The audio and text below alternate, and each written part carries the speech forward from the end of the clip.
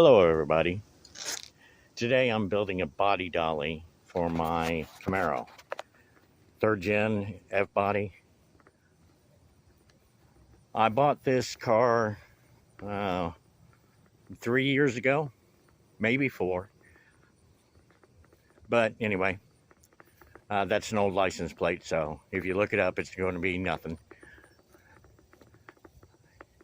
Anyway, I when I bought it, I did my normal inspection. It was a non-running car, uh, which was fine because I was going to do different motor in it anyway. Uh, it has body damage, doors, fender, um, quarter panels. Got a little rust hole through. I bought this in Michigan City. It came from Chicago. I think I might be the third owner, but I could be the fourth owner, maybe even the fifth owner. And the reason why I say that is because not long after I bought this car, I spent money to GM Heritage to research this vehicle. And I got a response back, however many days later, telling me that this was a company vehicle and they did not keep records on it. And when I replied company vehicle, what they meant by company vehicle, it was owned by GM in Detroit. And it was a company vehicle for somebody in the company. Duh. So that really upset me that they didn't keep the records on this car. So that's why I say I may be the third owner, but I could very well be the fourth owner or fifth owner. I do know that I am the third owner from the one that it was titled to. It was originally titled to a gentleman in Chicago, and he passed away. And the guy that I bought it from the survivor's daughter, and it wasn't running then. It was sitting in a building for 13 years, is what I was told. And so when he bought it, it wasn't running then. So I bought it not running, and I looked underneath it. It was in January or February that I bought it, and up in Michigan City, ice covering the roads and everything. I did look underneath it, but I didn't scrutinize the look. I didn't see any holes in the floor pans, so I picked it up. I picked it up for $1,200. Oh no, sorry, it was $1,300. It was going to be $1,500, but it came with factory rear window louvers, and I was going to pay him the $1,500, but he wanted to keep the window louvers. So I said, okay, and he knocked off $200 off of it. And what irritated me was a couple weeks later, I saw that he was selling those for $200. So that kind of pissed me off. I should have just gave him the $1,500 and kept the louvers on there, because I like the louvers on the back window. And plus, since they were factory, yeah, you know. Anyway, the original color is not black. The original color is a dark blue metallic with silver ground effects and the tricolor blue Z28 stripes. So maybe the owner in Chicago is the one who redid it, repainted the car, or it could have been an owner before that repainted the car. Hell, it could have even been the company person who owned the car could have had it repainted at a dealership. I don't know. Anyway, So after I got underneath, it was about a year and a half ago. That's when I started to do some work on this car, just a little bit. My health wasn't so good at that time, so I could only do little things here and there. But I did climb underneath it, and what I discovered was that there was holes in the pinch weld and holes in the rear wheel wells in areas like right there. Those are something I can't fix. So I had to look for a roller. A rust-free roller was what I was looking for. Not sure if I would find one. So I belong to a website, thirdgen.org, and I always look for car parts, Camaro parts, always, even whether I have a Camaro or not, I look for them. That's another story that if you go to thirdgen.org, I'm Don't Blink Bad Wolf on there. You'll search for my story because it's there about when I bought the car and the pictures and everything. So anyway, I happened to discover last year that a person was selling a shell of an 89 Camaro, rust-free. So I made a trip last year to North Carolina from Indiana and bought it. This was the damage that was caused. It was in a front end collision. I'm going to see if I can get that fixed. Hopefully I can. I'm pretty sure I can. It crumpled right there. Crumpled right here on the side. Everything else is perfect. Rust-free like it is. So anyway, I'm making a body dolly for this because right now it's on jack stands. And I can make a body dolly cheaper than I can buying one. And I saw a video online where a gentleman had an F-body. I think it was 4th gen. But he made it out of wood. I'm using 4x6x8s and 4x4s. And some 2x4s. They're all pressure treated. And I've got casters for them. I got 6 casters, and I think they're rated at 1,200 pounds each. So there's going to be 4 on each corner. Well, 1 on each corner for 4. And there's going to be 2 stationary ones in the middle. So I got 4 that are swivel and 2 that are stationary. And they're all serviceable, which means I can add bearing grease to them if need be. They're steel wheels with a polyurethane tire.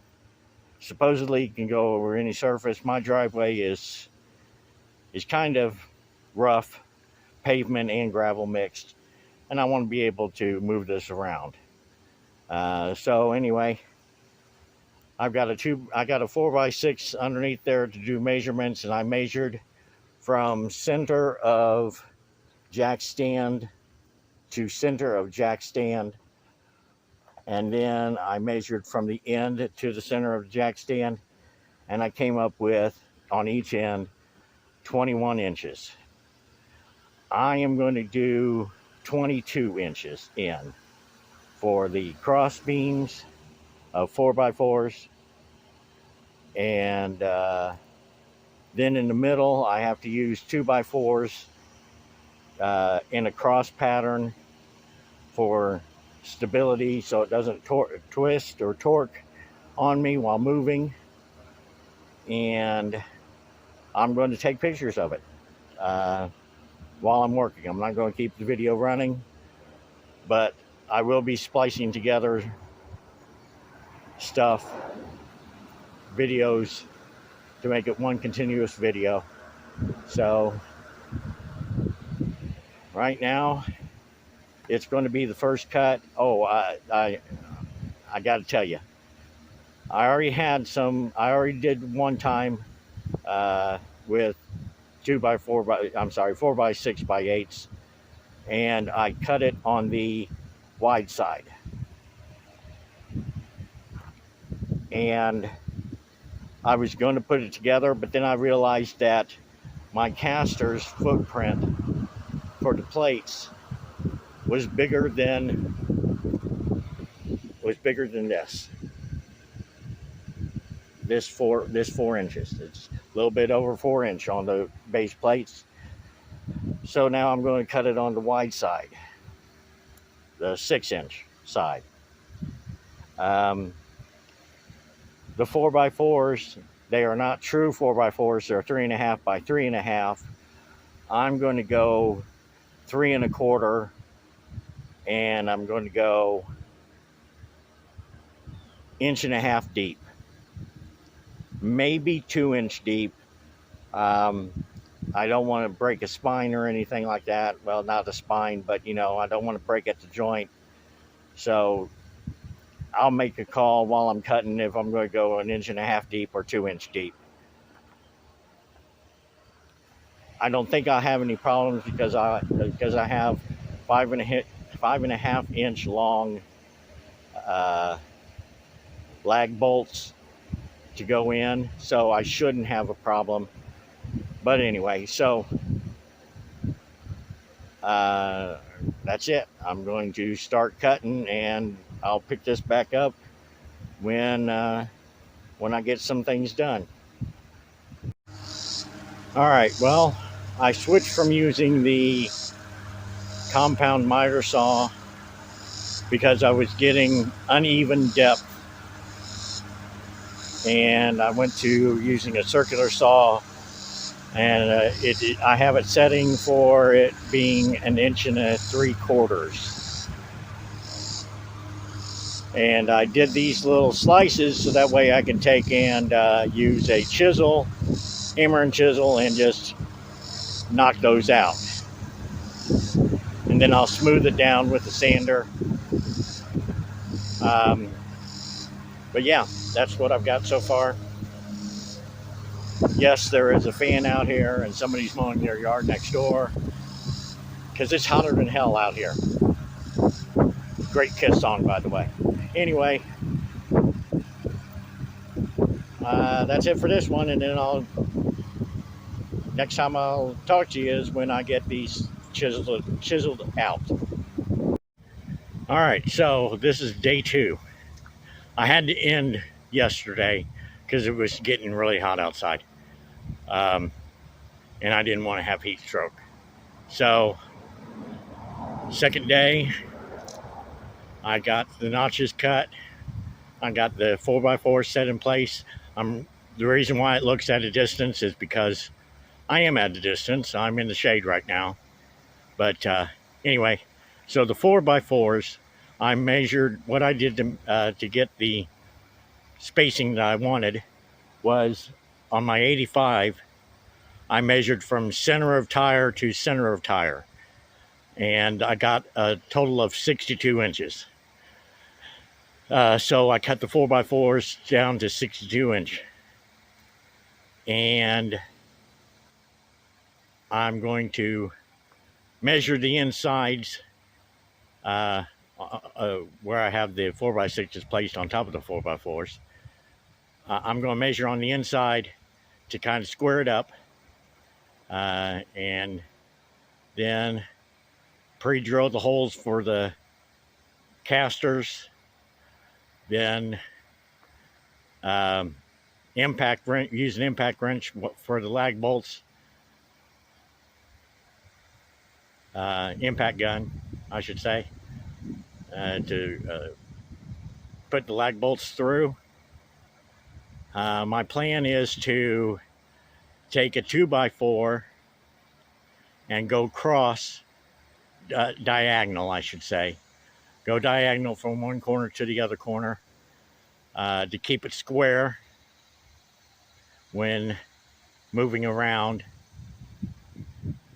And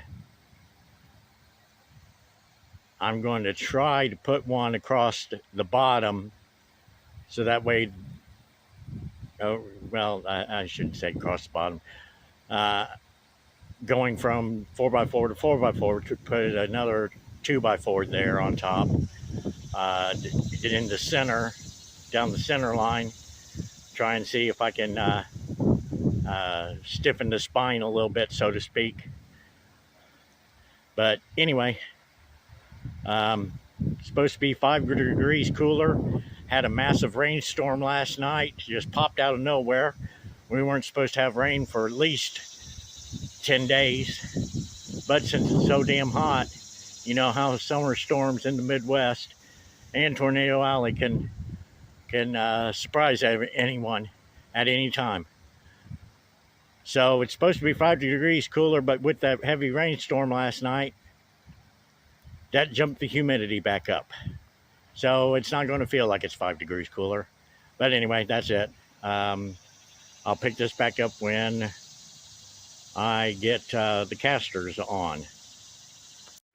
All right, so this is how far along I've gotten. So what I did was, when it was flipped over the other way, I went ahead and put 2 lag bolts on each end of the 4x4s, diagonally, of course. And then I flipped it over, and this is where I'm putting the casters on. There's going to be 3 aside. Like I said, the 2 on the ends, the 4 on the ends, I should say, are swivel, and the 2 in the middle will be stationary. After I put the casters on, then it'll be time to flip it over, see if I honestly do need to put in a support 2x4s in order to keep it from twisting or torquing. I don't think it will, because when I was after I put in all the lag bolts on the other side, they're 5.5 inch long, so they went through and pretty deep into the 4x6s. I think I don't need to. I had it up on end, and I was trying to see if I could twist it, and it was pretty rock solid. All right, so I already got 1 caster on, 2.5 inch long lag bolts, and all right, I got 5 more to go. Well, there it is. It's done. Got the 6 casters on it. Pretty solid. Doesn't look like I have to put any cross beam 2x4s. Sorry about the waviness there. I put it in my bad hand. I've been diagnosed with Parkinson's, so I had it in the wrong hand. Anyway, now all I've just got to do is just get it underneath the Camaro shell. And that's more than a 1-person job. So I need to have my son and his friend, or 2 friends, help me get this up off the jack stands and onto this body cart, whatever you want to call it. Automotive stand. Anyway, I'll take one last video shot when it's underneath the shell, and after that I will be done. So for right now, it's going to be 1 more day, and then I'll get that on there, and then I'll be able to move it around. It rolls pretty good. The casters roll pretty good. And it was a good idea to have a total of 6. That way there's support in the middle of the 4x6s. So that way there's not any kind of bend that could happen Not saying that it would, but want to cover the bases. Uh, but there it is. Uh, it'll be ready to be loaded onto a trailer to get that damaged front end fixed. All right. Wait until tomorrow. Okay, so in the background you hear my fan. It's still hot. Anyway, I've got it on the dolly. I bought 4 eyelets, eye screws, in order to hook a tow strap to it if I want to pull it forward or reverse. My driveway is not the smoothest and it's not the best for it to roll easily. But anyway, I got to go out here to the sunlight, so I won't be able to see the screen. But anyway, so there you'll see one of the eyelets. And yeah, this side is sticking out a little bit further because I don't have it dead center, but that's all right. It'll still go up a ramp for a trailer, probably be a U-Haul trailer. Those have the ramps that'll work. They're not the best ramps, but they will work. There's the other eyelet. I've got it strapped down with tow straps. Not tow straps, with ratchet straps. So that way it won't shift from side to side on the frame, the cart, dolly, whatever the hell you want to call it. Right now, what I've got the back out because after that rainstorm, have to suck out all the water, standing water that's in there. All right, and here's the other side with the eyelet, screw eye screw, whatever the hell. And there's the 4th one. This is where the standing water is, and also in the trunk area. But hey, at least after all this time, almost a year, I finally got it up on I built a dolly cart, and I'm pretty happy with the results. If I was a better woodworker, I'm sure it would look a hell of a lot better than what it does. But I'm not a woodworker. My father was, and one of my friends. But it doesn't matter. I'm happy with the results. It doesn't look like it's bowing. Looks like it's pretty solid. I don't see any stress to it.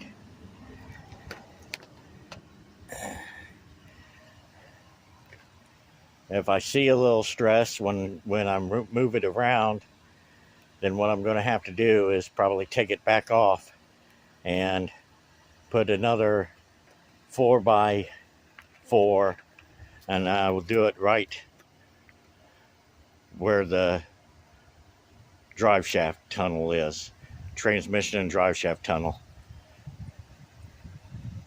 So that way I can keep it rigid. Okay, I think that's it. The rest of this is going to be pictures. And like I said, the pictures will be on thirdgen.org. You can look for my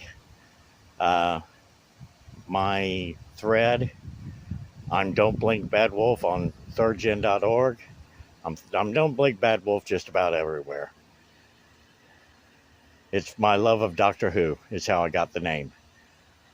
Two of my favorite episodes that have to deal with Bad Wolf, which was Rose Tyler, and Don't Blink has to deal with the angels, the weeping angels. Those things creeped me out, but I still thought of this name a long time ago for my Xbox, for my Xbox One, and I changed it, and so I've pretty much stuck to it.